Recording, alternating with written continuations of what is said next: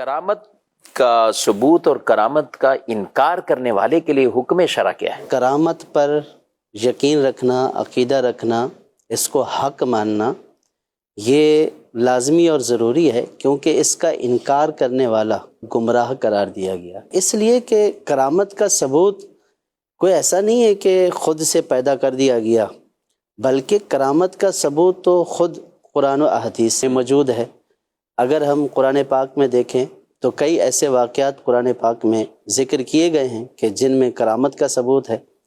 حضرت be be مریم رضی اللہ تعالی عنہ، والدہ حضرت عیسیٰ علیہ السلام، جب حضرت زکریا علیہ السلام کی کفالت میں تھی تو حضرت زکریا علیہ السلام جب ان کے حجرے میں تشریف لاتے تو دیکھتے کہ بغیر موسم کے پھل اور بالکل تازہ پھل آپ کے کمرے میں موجود ہوتے۔ آپ ان سے فرماتے انّا لکی ھذا، کہ اے مریم یہ پھل کہاں سے آئے ہیں؟ تو حضرت مریم رضی اللہ تعالی عنہ جواب دیتی کہ ہوا من عند اللہ، کہ یہ تو اللہ تبارک و تعالیٰ کی طرف سے ہے۔ تو اب یہ کرامت کیا ہوتی ہے؟ یعنی خلاف عادت کام جو اولیاء سے صادر ہو اس کو کرامت کہتے ہیں۔ ٹھیک۔ اب بغیر موسم کے پھل حضرت بی بی مریم رضی اللہ تعالی عنہ کے حجرے میں آنا، یہ ان کی کرامت تھی۔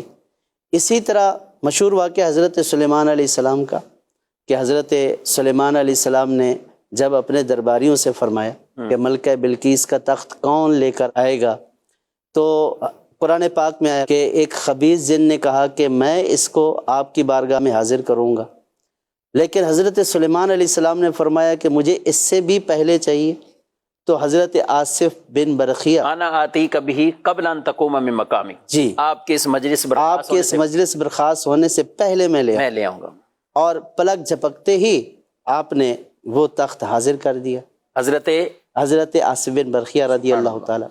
تو حضرت آصف بن برخیہ رضی اللہ تعالیٰ عنہ تو حضرت سلیمان علیہ السلام کے اصحاب میں سے تھے، گویا اولیاء میں سے تھے۔ تو ان کا یہ پلک جھپکتے ہی یہ تخت کو حاضر کر دینا، اور سینکڑوں میل کے فاصلے پر وہ تخت رکھا ہوا ہے، محل کے اندر ہے، اور وہ لا دینا، تو یہ کرامات کا ثبوت ہے۔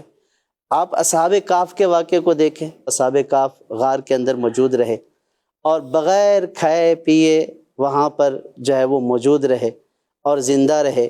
تو یہ اصحاب کہف رضوان اللہ تعالی علیہم اجمعین کا وہاں بغیر کھائے پیے اس غار میں رہنا، تو یہ کیا ہے؟ یہ کرامت ہی ہے۔